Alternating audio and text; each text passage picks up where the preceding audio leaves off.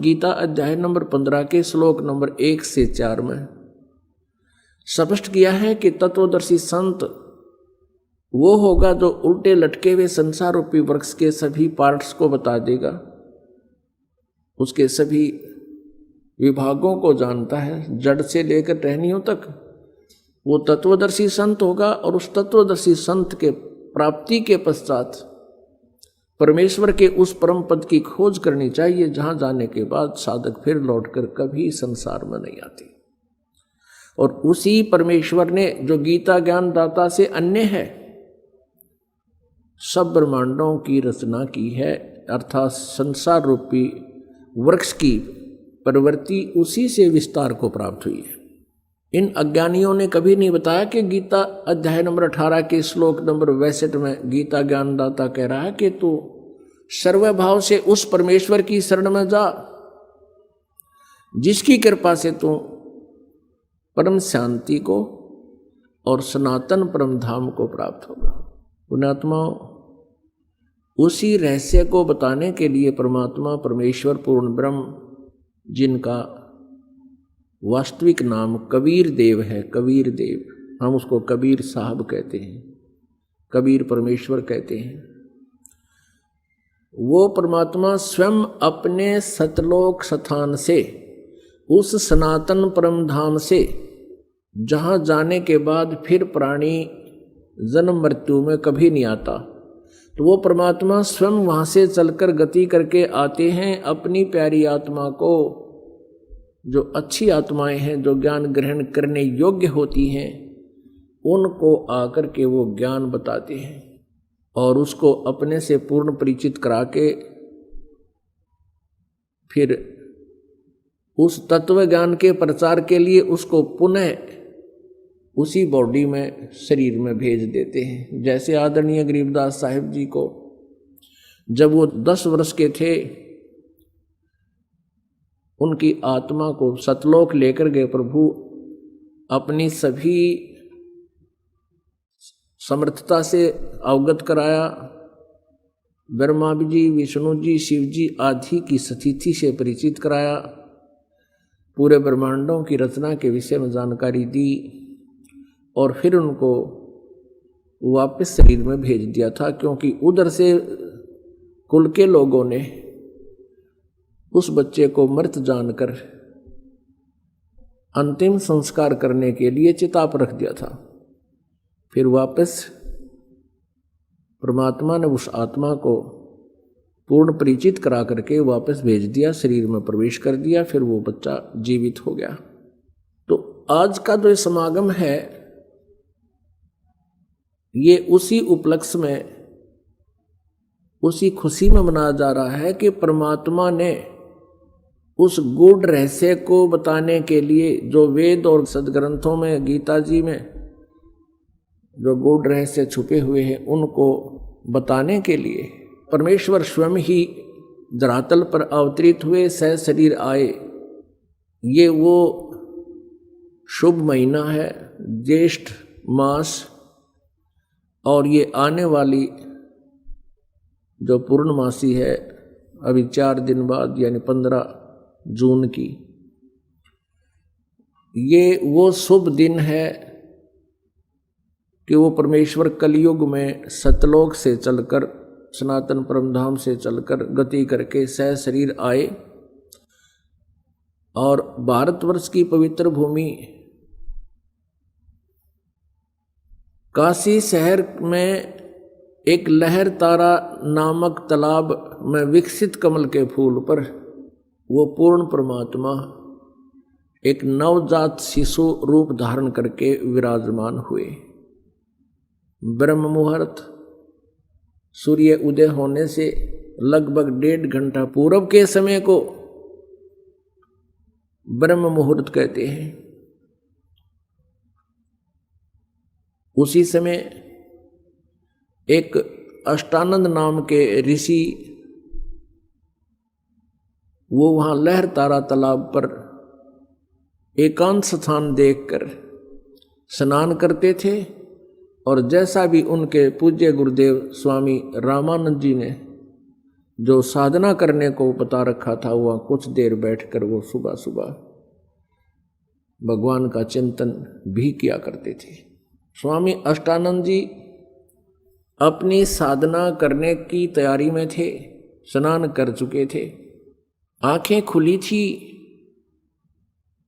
और ज्ञान मुद्रा में विराजमान थे। उन्होंने क्या देखा कि आकाश से एक प्रकाश पुंज आ रहा है। प्रकाश का एक गोला सा आता नजर आया। ज्यों ही ऋषि जी ने उसको ध्यान से देखना चाहा, अष्टानंद जी की आंखें चुंधी आ गई। वो उस तेज को, उसकी चरम दृष्टि सहन नहीं कर सकी। आंखें बंद हो गई। आंखें बंद हुई तो क्या देखा, उसमें एक नवजात शिशु का रूप दिखाई दिया। जैसे हम सूर्य की तरफ देखते हैं, हमारी ये चरम दृष्टि आंखें नहीं देख पाती, हम आंखें बंद कर लेते हैं या दूसरी साइड में कर लेते हैं, नीचे को कर लेते हैं, तो उसमें सूर्य दिखाई नहीं देता, सूर्य का आकार दिखाई देता, सूर्य का प्रकाश दिखाई नहीं देता, केवल सूर्य का आकार दिखाई देता है, एक गोला सा नजर आता है।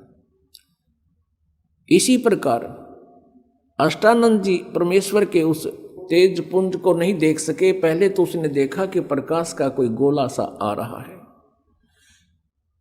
फिर आंखें बंद की, फिर दूसरी साइड किया, फिर इधर किया, क्या देखा कि वो नवजात शिशु का वो प्रकाश रहित रूप दिखाई दे रहा है। जैसे सूर्य को देखने के उपरांत उसका प्रकाश रहित आकार दिखाई देता है। और क्या देखता है अष्टानंद जी के वो प्रकाश एक कमल के फूल पर एकत्रित और अदृश्य हो गया।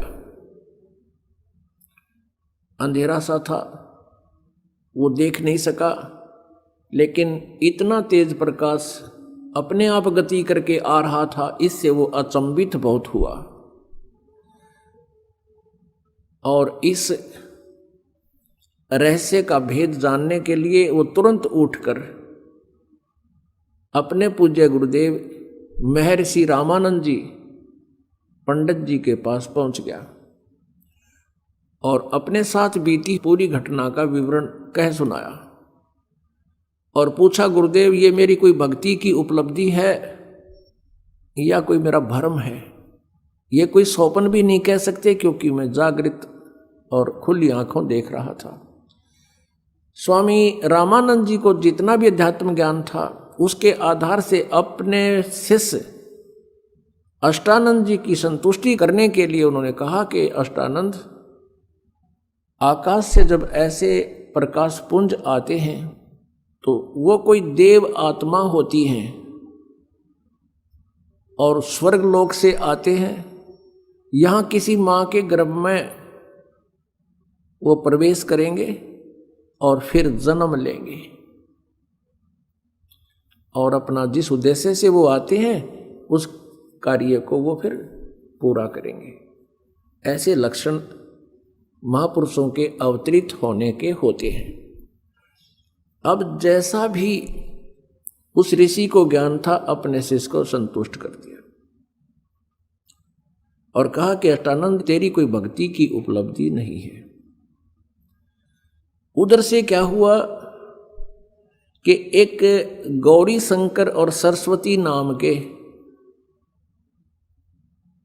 पति पत्नी ब्राह्मण थे। भगवान शिव जी के बहुत उपासक थे, कट्टर समर्थक थे, इष्ट रूप में उन्हीं को मानते थे, अन्य किसी देव को वो पूज्य नहीं मानते थे। और निस्वार्थ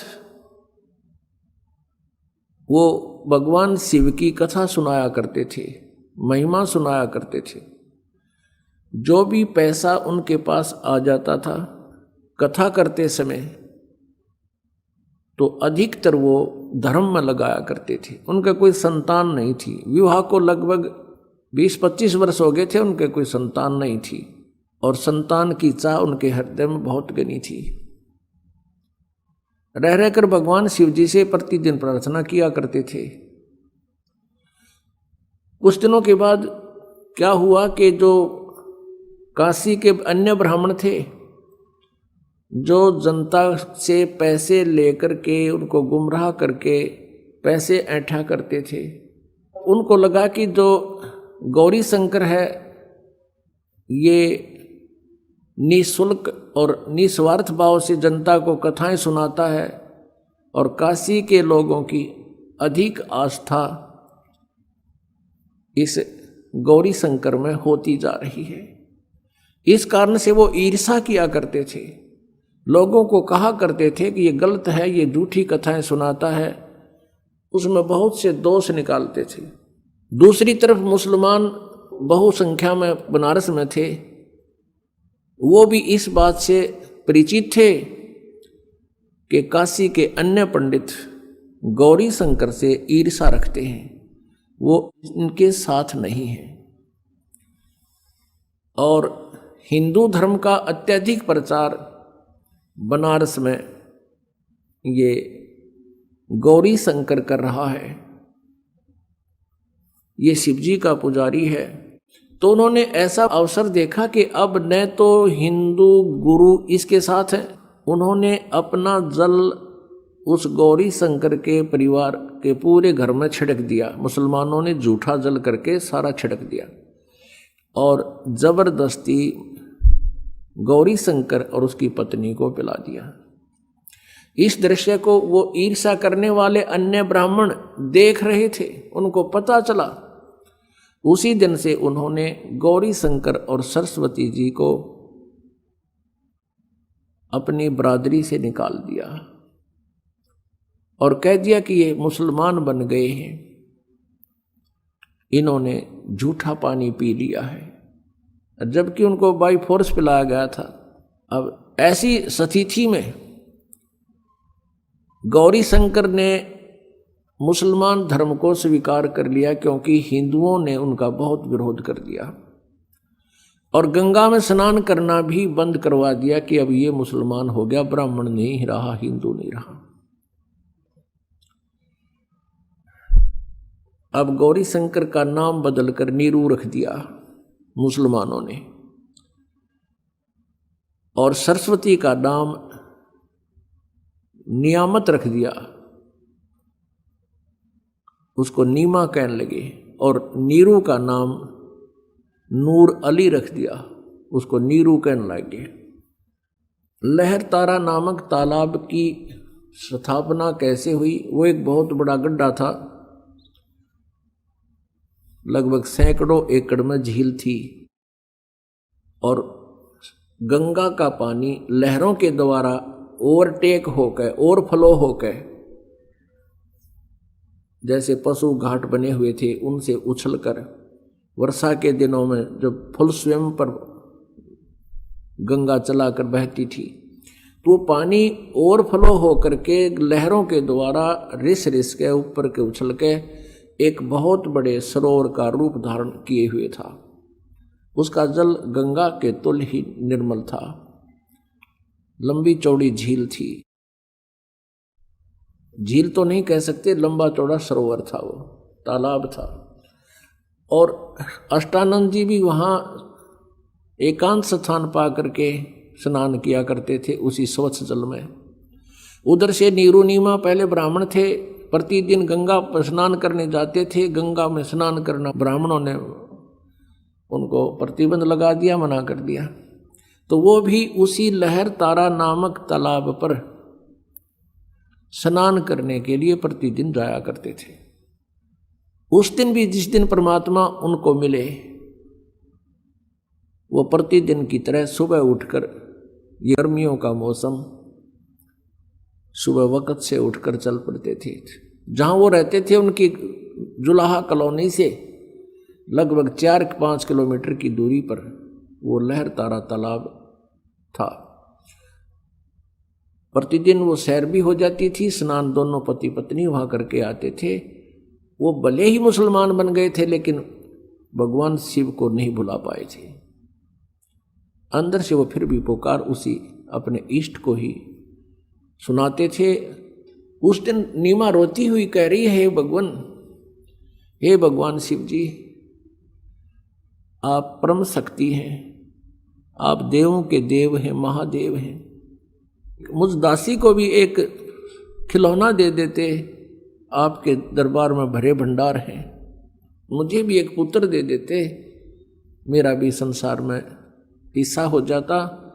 और दुनिया मेरे ऊपर कटाक्ष कर रही है, ना जाने क्या क्या कहकर हमें चिढ़ा रही है। ये परमात्मा, आपकी दासी का जीवन सफल हो जाता। उधर से न्यू कहकर वो बहुत जोर जोर से रोने लगी, बहुत हिचकी बंद गई। उधर से नीरू कहता है, नीमा यदि हमारे भाग्य में होता तो भगवान शिव अवश्य दे देते। आयु हमारी 60 के आसपास पहुंच चुकी है, वृद्धावस्था ने दस्तक दे दिए हैं और हम अभी भी उसकी तरफ चाह कर रहे हैं।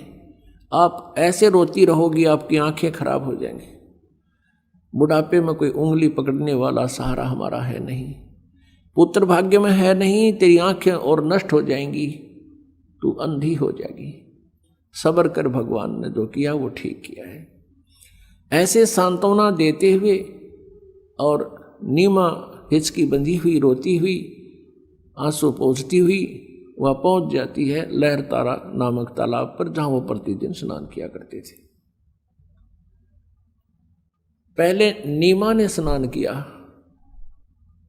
थोड़ा अंधेरा रहते नीरू बाहर बैठा था किनारे पर, ऊपर पाल पर। जब नीमा स्नान करके बाहर आ गई, नीरू स्नान के लिए लहर तारा तालाब में प्रवेश कर गया और ऐसे पानी से मल कर नहाने लगा, गोते लगा लगा कर स्नान करने लगा। जो वस्त्र पहन के स्नान किया था नीमा ने, कपड़े चेंज करके वो लहर तारा तालाब में पुनः किनारे पर पहुंची उस वस्त्र को धोने के लिए। उसी समय रोशनी हो गई थी, सुबह का उजियाला शीघ्र हो जाता है। थोड़ा सा अंधेरा छटा था, सामने एक कमल के फूल के ऊपर कोई वस्तु हिलती नजर आई नीमा को। नीरू तो नहाने में व्यस्त था, मस्त था। अब नीमा को पहले तो जब देखा कि लगता है कोई सर्प फन उठा रहा है, क्योंकि परमेश्वर ने, कबीर देव जी ने एक पैर का अंगूठा मुख में दे रखा था और एक को हिला रहे थे, जैसे बच्चा लीला करता है। अब नीमा ने ध्यान से देखा तो उस पर क्या देखा कि वो तो बालक है, वो नवजात शिशु है। अब वो जोर से चिल्लाई, अपने पति से कहा कि देखियो जी, कमल के फूल पर बालक है, कमल के फूल पर बालक है।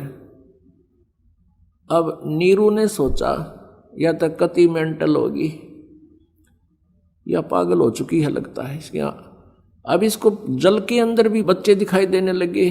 हे भगवान, हे अल्लाह, इसको सद्बुद्धि दो दाता। वो फिर चिल्लाई, वो कहने लगा तू चुप रह नीमा, मानती नहीं मेरी बात।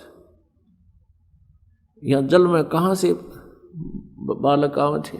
उसने फिर जोर से कहा कि देखना देखना वो डूबेगा बच्चा। अब जिधर वो हाथ कर रही थी, संकेत कर रही थी, उसी तरफ नीरू ने भी दृष्टि डाली तो देखा सचमुच एक बालक कमल के फूल में।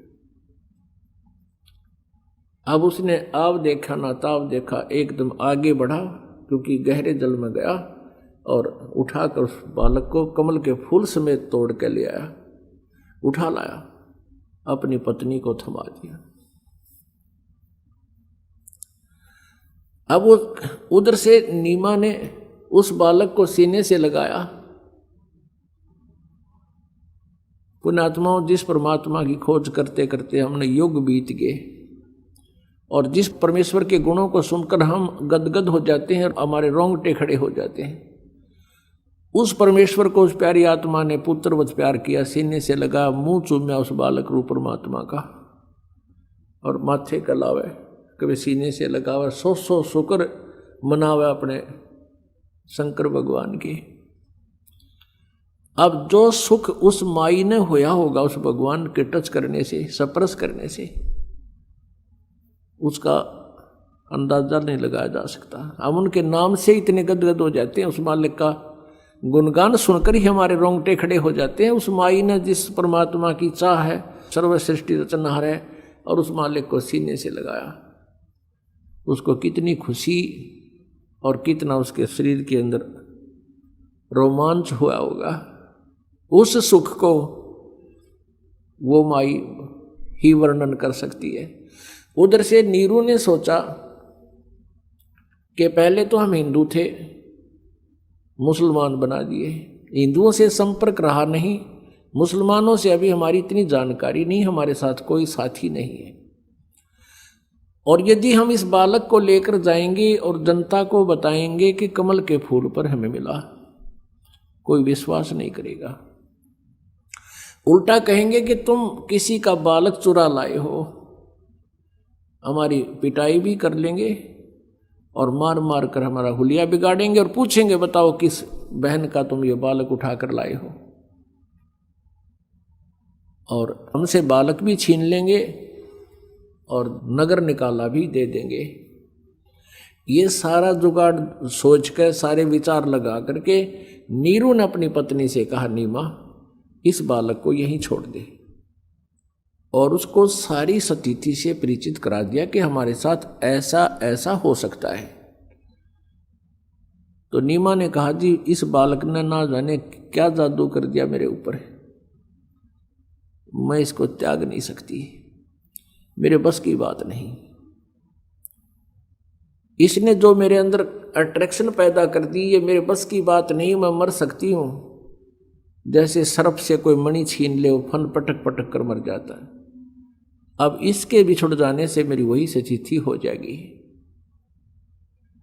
मैं नहीं त्याग सकती।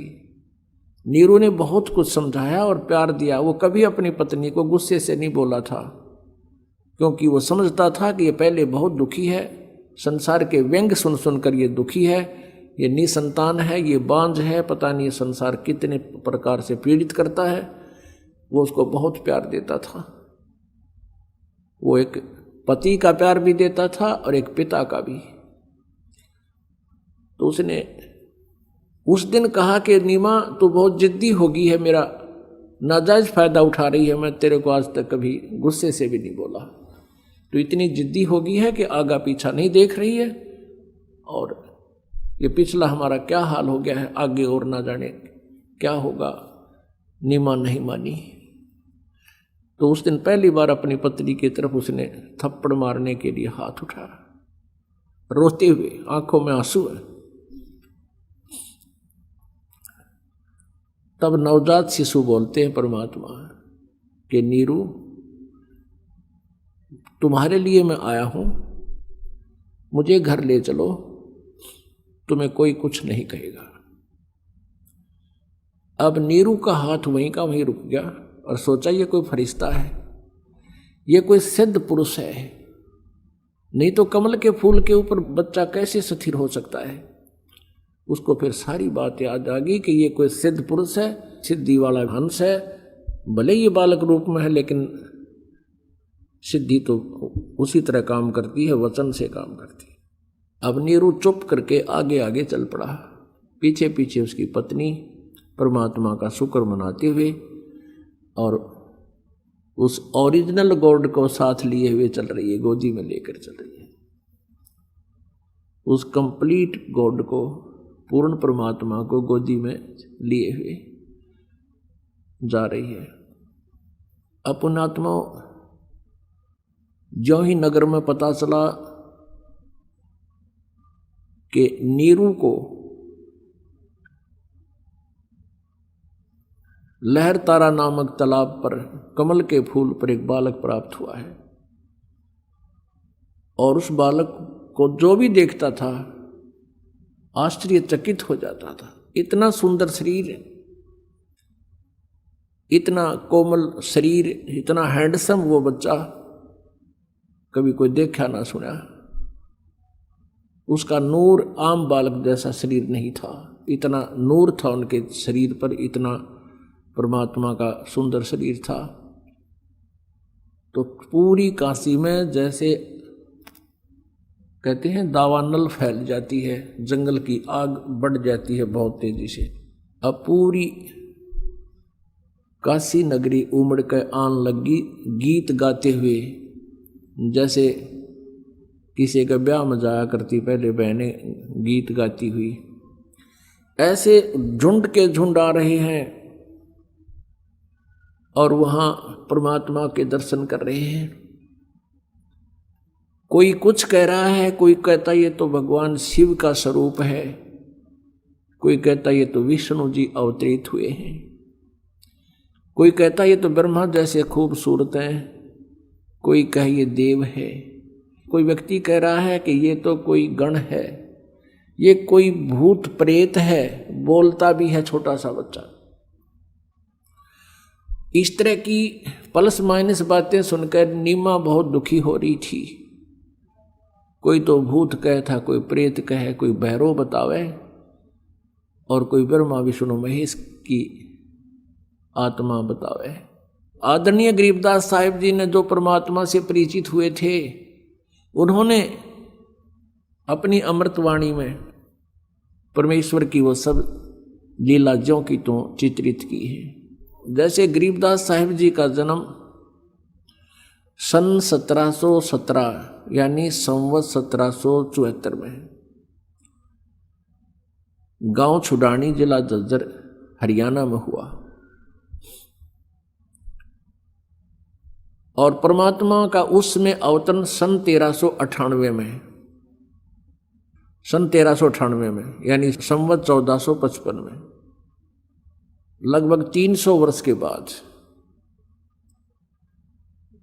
कबीर परमेश्वर जी पुनः मिले थे उस गरीबदास साहिब जी को। अभी आपको बताया कि सतलोक उनकी आत्मा को लेकर गए, वापस छोड़ा और उनको दिव्य दृष्टि दे दी, उनका ज्ञान योग खोल दिया।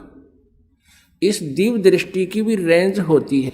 जैसे संजय को दिव्य दृष्टि दी थी वेद व्यास जी ने, दिल्ली में बैठकर वो कुरुक्षेत्र के मैदान में युद्ध देख रहा था, उसकी दिव्य दृष्टि की अक्षमता से केवल वहीं तक थी, उससे आगे और ऊपर वो कुछ नहीं देख सकता था। ऐसे जैसे ये दूरबीन होती है, इनकी क्षमता होती है, रेंज होती है, किसी की तो 2 किलोमीटर, किसी की 100 किलोमीटर आकाश के ग्रहों तक देख लेती है। तो ऐसे ही इन दिव्य दृष्टि की रेंज होती है। जैसे तुलसीदास साहिब जी, जो तुलसी जी हुए, तुलसीदास जी, जिन्होंने रामायण को पुनर्चित्रित कर दिया लाखों वर्षों के बाद। इसी प्रकार अब तुलसीदास जी की भी जो दिव्य दृष्टि खुली थी, वो केवल श्री राम जी के ही जीवन को वो चित्रित कर सके, और गरीबदास जी की जो दिव्य दृष्टि खुली थी, उसकी रेंज वो पूर्ण परमात्मा द्वारा, उसकी वो पूर्ण परमात्मा दत्त थी, उसकी रेंज बहुत थी। करोड़ों अरबों वर्ष पहले के और भविष्य के सभी रहस्य उद्घाटन गरीबदास साहिब जी ने परमात्मा के बारे में अपने अमृत वचनों में किए हुए हैं। उसी आधार से गरीबदास जी ने परमेश्वर कबीर जी की उस समय हुई घटना, वो लीला सन 1398 से लेकर आगे तक, और उससे पहले परमात्मा कब कब आए थे और कैसे उनका अवतरण हुआ था, वो सब विवरण दिया। तो गरीबदास साहिब जी ने अपनी अमृतवाणी में बताया कि ना सतगुरु जननी जने उनके माना बाप, पिंड ब्रह्मांड से रहित हैं जहां न तीनों ताप। वो परमात्मा कबीर परमेश्वर जी हैं, जो उनका जन्म किसी मां से नहीं हुआ।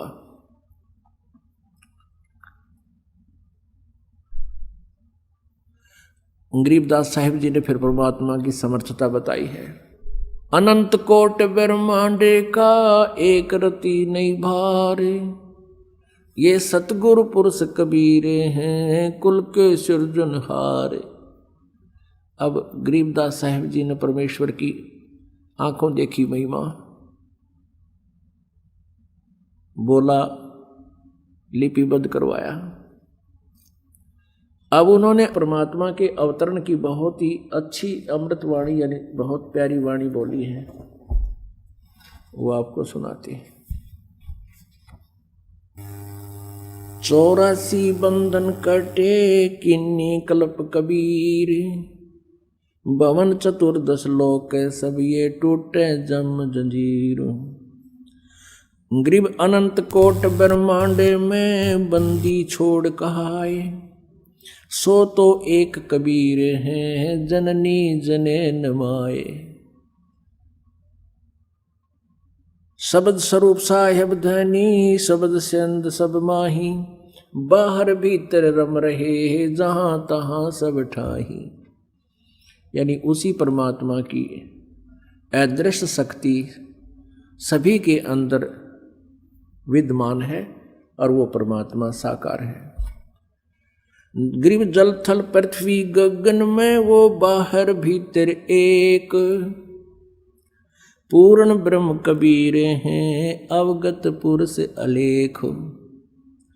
सेवक हो के अवतरे इस पृथ्वी के माही, जीव उदाहरण जगत गुरु हो बार बार बलि जाही। अब गरीबदास साहब जी कहते हैं वो पूर्ण परमात्मा जल थल पृथ्वी गगन में बाहर भीतर एक, पूर्ण ब्रह्म कबीर हैं वो अवगत पुरुष अलेख। और वो किस उद्देश्य से यहाँ आए? सेवक हो के उतरे, एक दास बनकर कबीर दास नाम रखवाया। सेवक होकर उतरे, उतरे माने शरीर आए, गति करके आए यहाँ पर। इस पृथ्वी के माही किस उद्देश्य से? जीव उदाहरण जगत गुरु बार बार बलि जाही। गरीबदास जी कहते हैं हम जीवों का उद्धार करने के लिए वो परमात्मा सशरीर अवतरित हुए, और कहते हैं जीव उदाहरण के लिए वो जगत गुरु सारी पृथ्वी को ज्ञान देने के उद्देश्य से सबका गुरु बनकर, और कहते हैं उसको बार बार बलिहारी जाऊं उस परमात्मा पर जिसने ऐसी दया करी हम काल के जाल में फंसे हुए प्राणियों पर।